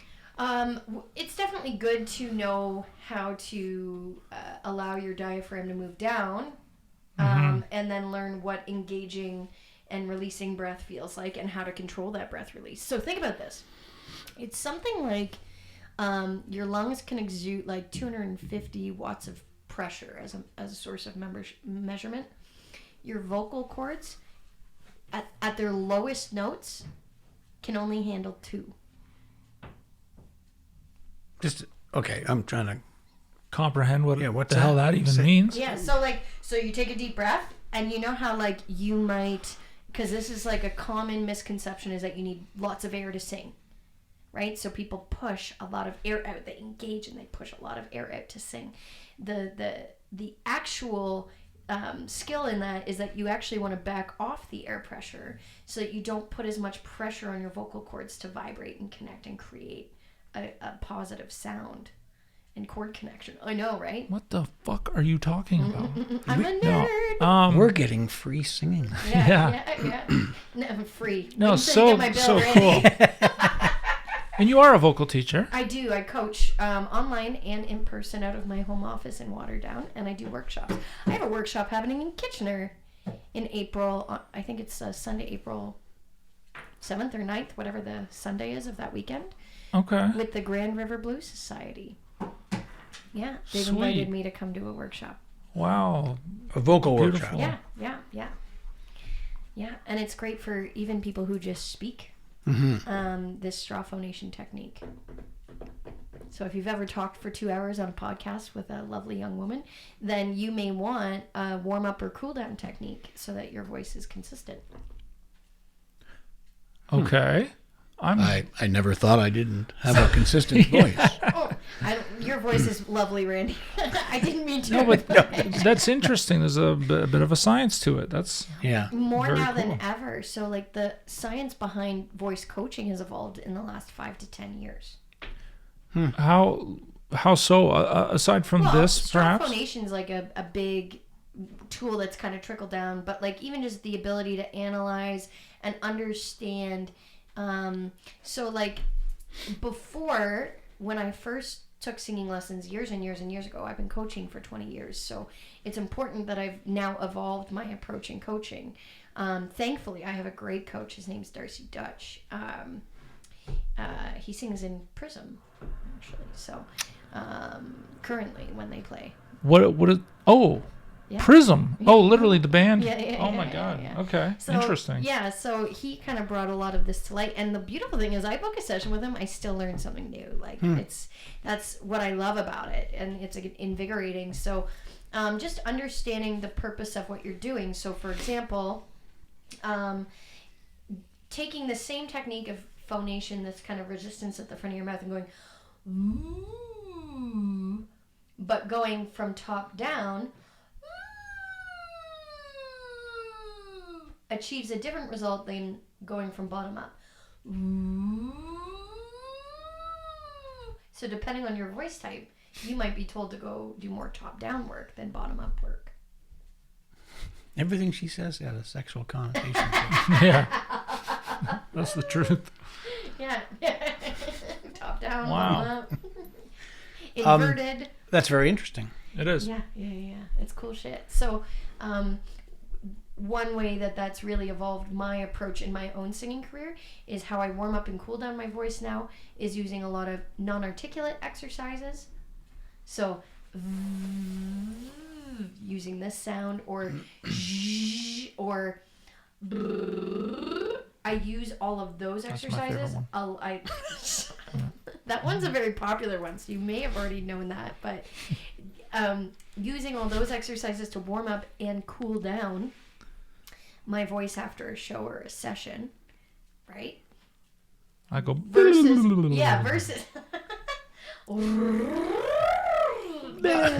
I go yeah, that one's a good one. I like that warm up too. or this one. That's my gin martini warm up. Oh.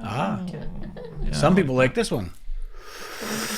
I believe that's how I wrote City Bug. That makes sense. Okay, so let's do another one. We got a little bit more time. Okay. Yeah. I'm just gonna give you guys a little excerpt. You know what's a word I can't say? Speaking of like me getting caught on words, philanthropy. Yeah, you're saying it. Did I say it right? You said it really slowly. And you accentuated the P part. Philanthropy. Yeah. Okay. There you go. So I struggle with that word, but I believe in it. Yes, absolutely. I'm going to say, if you're looking for investors that want to, invest in your album, you're looking for some philanthropists. Oh, I'm looking for those. Okay. So, yeah, one day I would like to be one too, but I first got to get the album done. Yeah. So I need your philanthropy. Is that... Yeah, I think that's right. So, when we talk about the next record, it's a sticky subject for me because I have the vision, I have the creativity, I have the songs. I just don't have the budget to do it the way I've envisioned. So I feel like that puts me on the bridge to that White Magnolia vision. Another thing that I love about the imagery of White Magnolia is, I didn't realize this, I do have a story, that I kind of put it out there on social media, on TikTok, a little sample of my song White Magnolia, and had people vote on like which one they liked more, Money, White Magnolia, or History. And the cool thing was that no song actually stood out more than the other. But the voting was so that people could hear one of them live. So we went with History, which was pretty cool. But cool. I was playing a show at Rural Roots Brewery in Elmira recently, and there's a woman who's a local artist, Julie, and she had posted a painting on Instagram last year when I wrote White Magnolia. And I saw it and I thought, that's so beautiful. And I messaged her, I said, when I achieve my goal of my White Magnolia, I want to get that tattooed. I want your artwork tattooed. And so she remembered that I had said this over a year ago and showed up to my gig a few weeks ago with the painting as a gift. Oh wow. I know. And she put it beautifully. She said, art sometimes finds its home, and my art has found its home with you.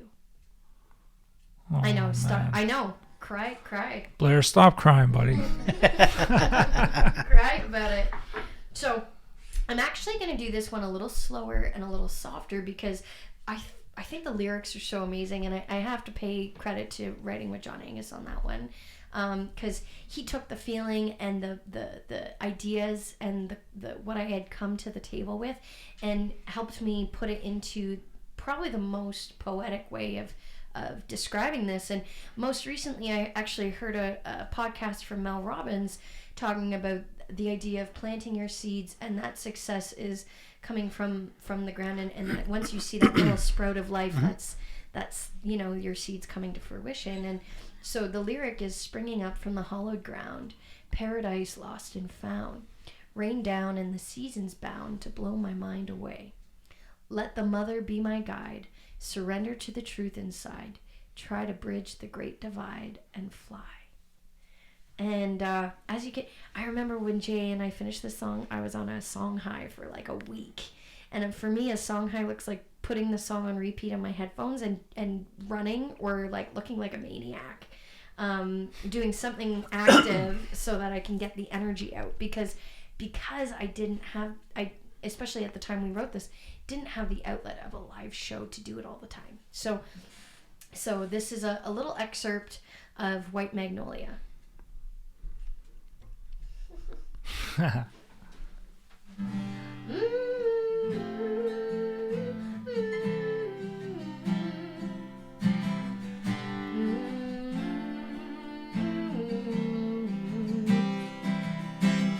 Springing up from the hollow ground, paradise lost and found, rain down and the seasons bound to blow my mind away.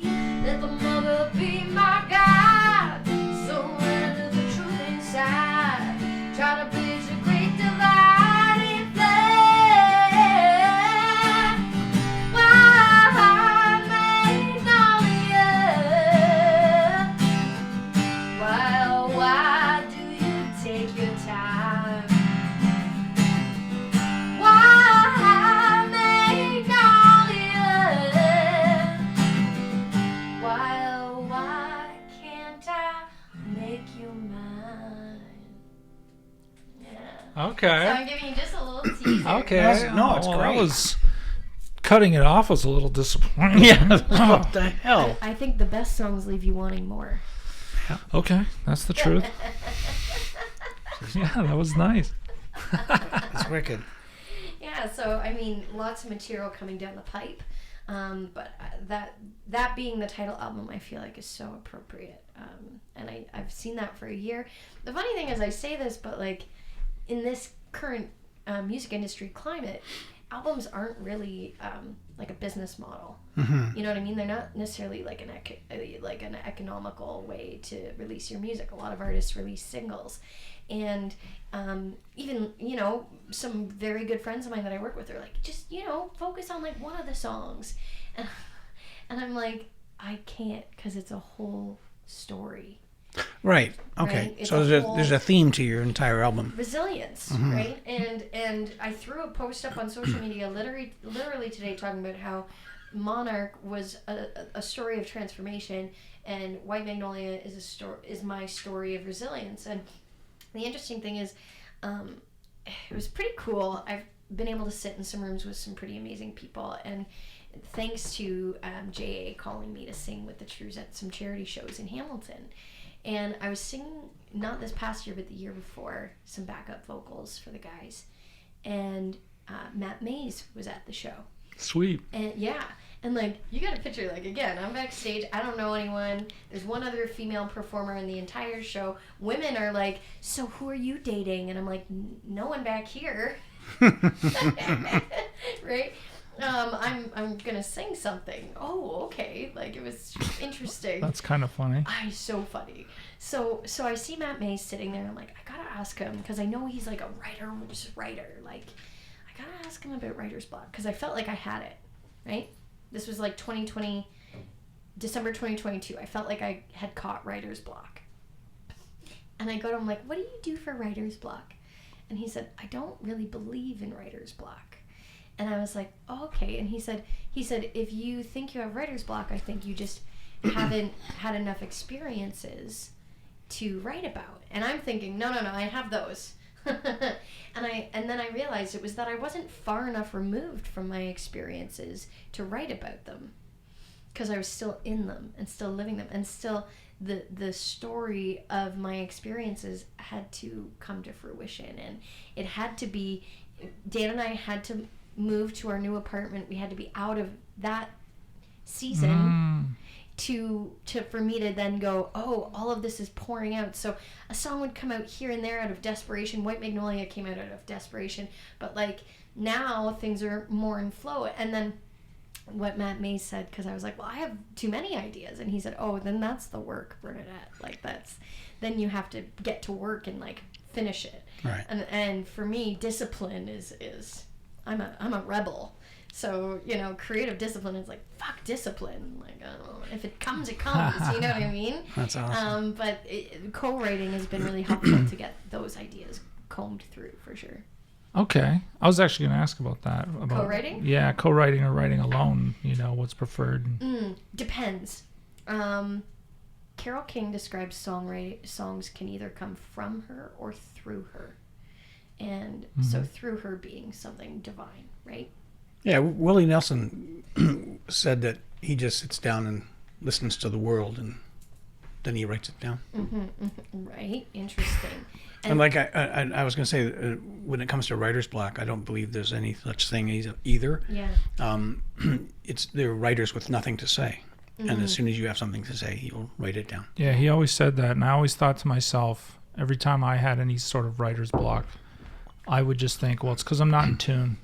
I'm thinking about other shit, another thing that's in my life. But when everything is sort of like not there, and I sit down and I'm like here, suddenly I'm in tune, and writing just becomes like way easier. Yeah. It's interesting you say that, right? Because for me, getting in tune meant getting out of the chaos, right? And when I'm in the chaos, it's like, well, I got this idea and I'm going to make a voice note about it, but I can't look at it again, right? And I don't, and that's where the lack of discipline was, for sure. So, but what I'll say is, I wrote a song on Christmas Eve. I started writing this song. I can't show it to you guys, sorry. Fuck. But, what's the wrong season? Well, I can show you the voice note, actually. I can pull up the voice note. It's on piano. And I had sat down at the piano, and this song felt like it was coming through me. And the title's It Was Written in the Stars, and it's about my partner, Dan. And we have this whole story of two souls that knew each other, but oh yeah, like if you want to get spiritual and out there on a soul journey, you know, our souls met in 1010, you know, and oh wow, and then we reunited, which is when Dan and I started dating in 2020, but there was already this familiarity, right? Like, so it's this whole thing, and it was the lessons we had to learn, la la la la. Yeah, that's cool. And so, but it just a psychic friend of mine actually gave me that story. I didn't just pull that out of thin air. She did. But it was interesting because I sat at this piano. This song I couldn't have co-written because it came through me. sure. And when I finished writing it, and again, Written in the Stars is the title, and Somewhere Between Two Hearts, right? And Christmas morning, Dan and I are opening our gifts for each other, and he got me a poster of what the constellations would have looked like if I had have looked up at the sky at the exact time and location where he proposed. Oh, for God's sake. Jeez. Wow. What a brilliant gift. I know, he's a good guy. Oh, that's really sweet. Yeah, well, he handmade the engagement ring Wow. for months and months and months. He's a handy fella. He's a handy fella, for sure. He's a magic man with magic hands. Whoa. It's come full circle. Here we go. So to have that song come through me, no, that wouldn't have come out of sitting down with a writer, right, necessarily. Although, Agreed. a few times yesterday I looked at the guy I was writing with and I said, that didn't come from me. Like, something came out of me and I said, that didn't come from me, right? Yeah. So, but here's a little, it's very literal because I started writing it on Christmas Eve, and the first line is, it was Christmas Eve.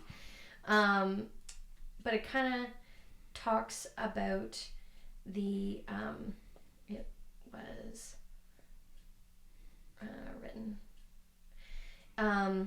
the tone where Dan and I first moved in together, where we were kind of still in Georgina and we were renting a house, and that's where the dream of what we are building came in, and we believed in it, and then we started making moves towards it, and that's when it got harder, and are on the other side of it now, I believe, and songs like this come to fruition. So it was Christmas Eve, this would be the one piano ballad. when the snow fell.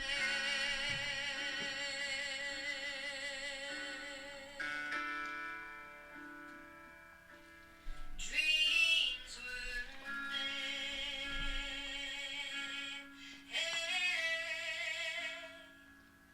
in the warmth of our little house.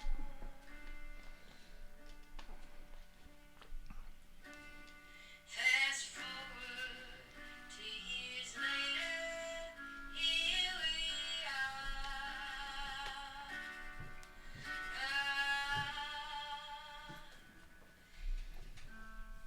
It was written in the stars, somewhere between our hearts, can bring me back to earth. I can feel all the dirt with you in my arms.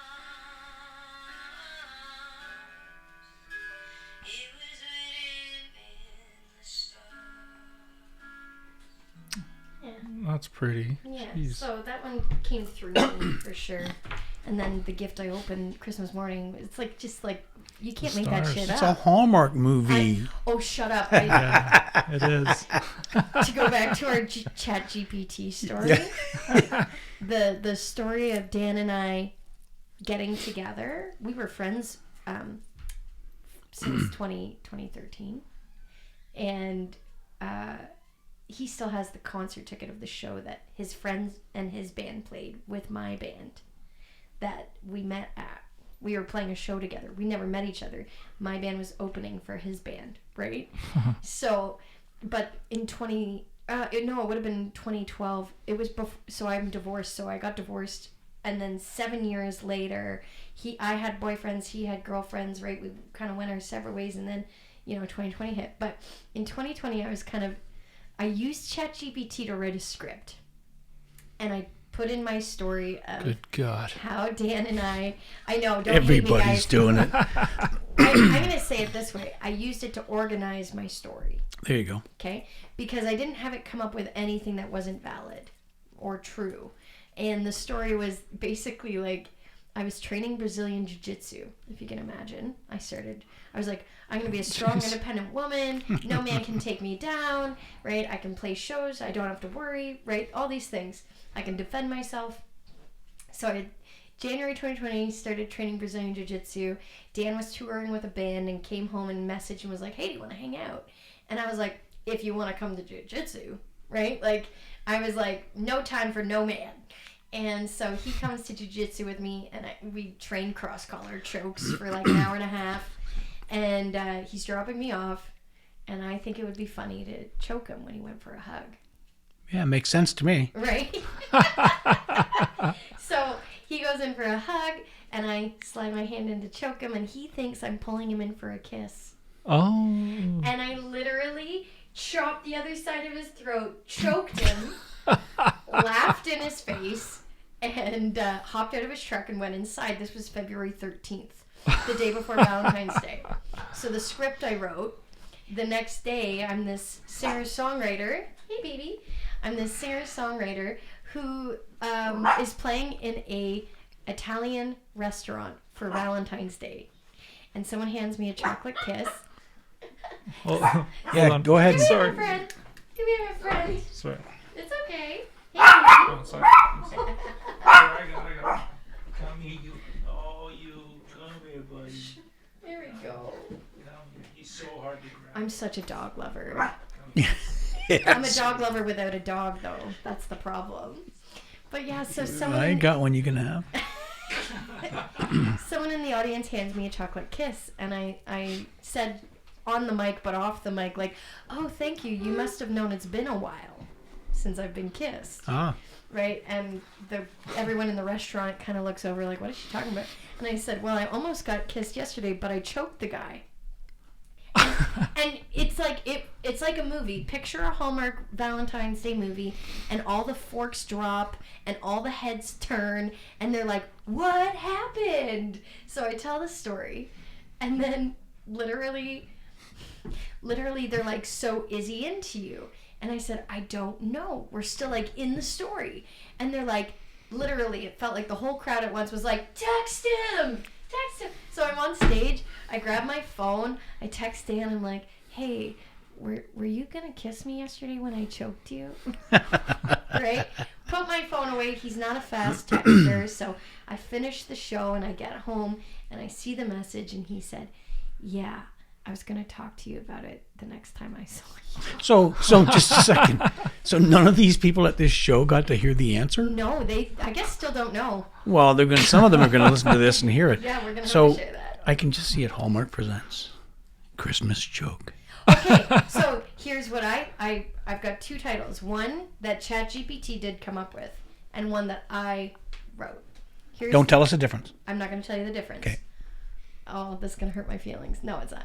So, one is called My Choked Up Valentines. Okay. The other is titled Love and Submission. Okay, just 1 second. Choked Up Valentines, Love and Submission. Mm-hmm. Okay. Oh, I'm damn. thinking on this. Yeah. I don't want to hurt your feelings, but I really want to guess. Yeah, me too. It won't hurt my And feelings. one's not better than the other. Okay. They bring two thoughts to mind. Okay. Actually, there is, Well- in my opinion, there's one that's like way better. Okay. Way fucking better. The other one sucks. Okay. No, I'm just kidding. I'm like bracing myself. I'm like, What do you think? Pitch this to Hallmark. What do you think? Honestly, I think that because you choked him, and you've been using the word choke, that's yours. Yes. Oh. And the submission one is ChatGPT. Yes, good guess. Good Oh, I guess. actually thought you were going to say it the other way, and I was actually with you on that. But okay, And that makes sense. I do think that Love and Submission is a great title. However, might give you a totally wrong idea of what the film is. Absolutely. It goes back to the guy that's really good with his hands. So I personally think that My Choked Up Valentine's has that cuter factor. Yeah, but it plays on two different things. Yes. So yes, I agree with So you. did I beat ChatGPT? You sure think you did. did. You kicked its ass with heart. Oh my God. All right. Well, speaking of beating ChatGPT, take us home with one more song, whatever song you're feeling, Okay. and then I'm going to ask you to sign our table. Oh, I love that. Amazing. Awesome. So this song was a song that started with a conversation between my friend and I, Savannah, the day before I was supposed to meet John Angus from the Trues to write our first song together, to see if we'd work well together. Okay, so I'm living in Georgina. I'm voice coaching at my family's music store. It's February 2020, right? So, and the Super Bowl had happened, and it was the year that Shakira and J-Lo were the halftime show. And Yeah, I remember that like it was yesterday. and we noticed there were a lot of haters on that being the halftime show. Especially we noticed a lot of women hating on these women who were the halftime show. And Sav and I looked at each other when she came in and we said, that's kind of ridiculous. Shouldn't we be proud of them? Right?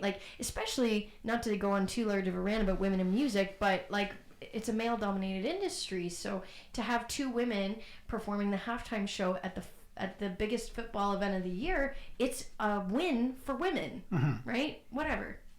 So she comes in, we start talking about this, and that's what started the inspiration for this song. So she came in to actually sing with me and do voice coaching, and I said, do you want to just write a song with me today? And then I loved where that song went so much I took it to John Angus, and the song really became my own personal anthem, again, in moments of doubt, because the chorus says, pass me the mic, put me center stage, throw me in the ring, I'll show you what I'm made of. And I think that those lyrics I needed to hear, I still need to hear. I still need to know that I can rally and that I belong here as much as I know I do, and everyone around me can see it. Sometimes you're in the thick of it and you don't know. So this song is very appropriately named Oh Savannah, and I have to say my friend Savannah did her own amazing accomplishment during the pandemic by becoming a firefighter and pursuing that dream. Oh, true. and Oh, getting wow. a Good job for her. in Good, yeah. Yeah, so I think it's very full circle now in 2024, this song. So it's called Oh Savannah, and if you want to hear the most Black Keys rocked influence song on my record, this is definitely it. And John Angus lays a kick-ass guitar solo down that I'm probably gonna just sing around. We'll see what happens. Amazing. Cool. Oh Savannah, I wanna play the game. Don't stop me up, don't win or lose. I don't need the rules to change.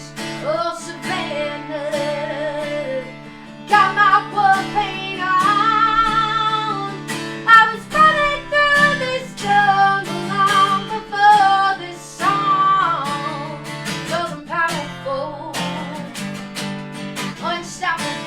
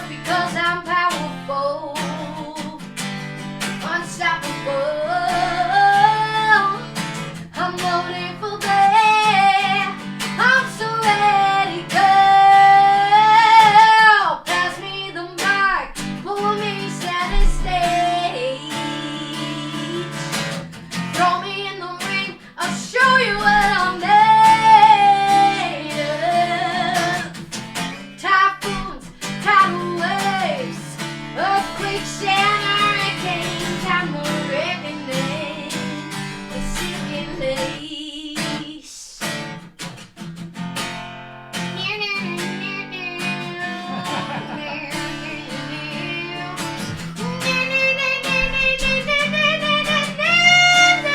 Ooh, 'cause I'm powerful, unstoppable. I'm loaded for bear. I'm so ready, girl. Pass me the mic, pour me United States. Throw me in the ring, I'll show you what I'm made of. Typhoons, tidal waves, earthquakes and hurricanes, and the reckoning is silky lace. Oh, I'm the reckoning, it's silky lace. Oh, I'm the reckoning, it's silky lace.